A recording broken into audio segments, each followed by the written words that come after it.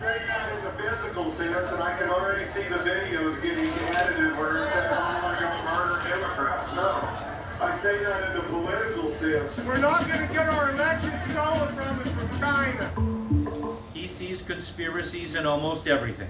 January 6th, it may have been a setup by Democrats. He says he doesn't follow QAnon, but it sounds like he shares some of the same beliefs. Hey, the deep state's just Satan because the devil wants to destroy things. There's those foot soldiers of the deep state, those like Hillary Clinton and George Soros, Dr. Fauci, Bill Gates.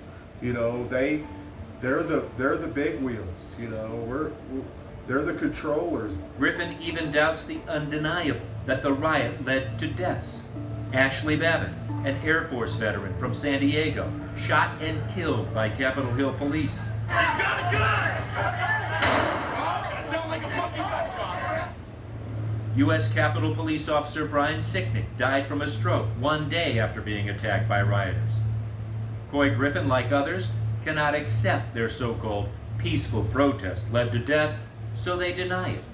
So let me just ask you, do you believe Officer Sicknick died because of the riot?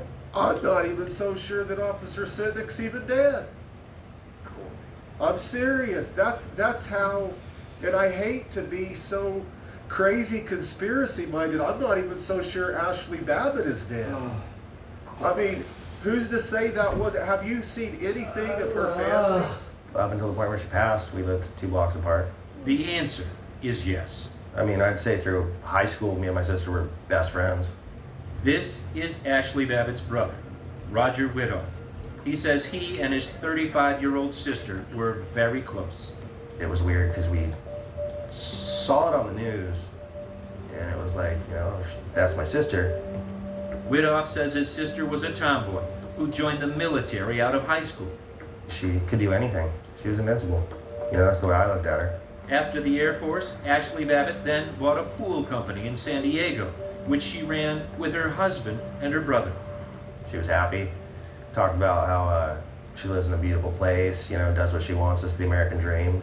And Whithoff says his sister had voted for Barack Obama. I think that proves in itself she wasn't as crazy as a lot of the media is portraying her out to be. Then she became a Trump fan. We can make America great again. Ashley's brother said they rarely discussed politics because he just wasn't interested.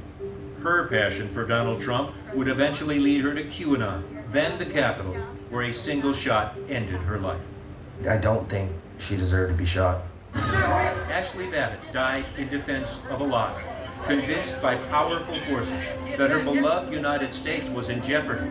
She and millions of others of Trump supporters were constantly barraged with false messages about election fraud on TV, the internet, social media, and for some, at their place of worship. You know what? If I'm going to go down and the Antichrist is going to take over, I'm going to go down with a fight. Pastor Ken Peters runs Patriot Church near Knoxville, Tennessee, and preaches Trump's Make America Great Again message. So we know something crooked went on. There's actual evidence. Peters is a supporter of what's called the Black Robe Regiment, inspired by a group of pastors who fought in the American Revolutionary War. Oftentimes, these preachers would have their military gear underneath their pastor's robes, and they'd get done with their sermon and they'd unzip their pastor's robe and say, now let's go out and fight for independence. Would you call it a militaristic view towards religion? When we talk about warfare, we're talking about spiritual warfare. Are you ever concerned when you're preaching that there's somebody in the audience who actually takes your words literally? Not a chance. We aren't attacking anything physically. We are attacking this onslaught of the enemy upon our nation. We believe that this country is being taken over by Satan. We're fighting against demonic forces, not earthly forces. Everything that was said. Peters called on his followers to protest the election results in person on January 6th. President Trump has asked every patriot that can possibly be there on January 6th to go to D.C., all right?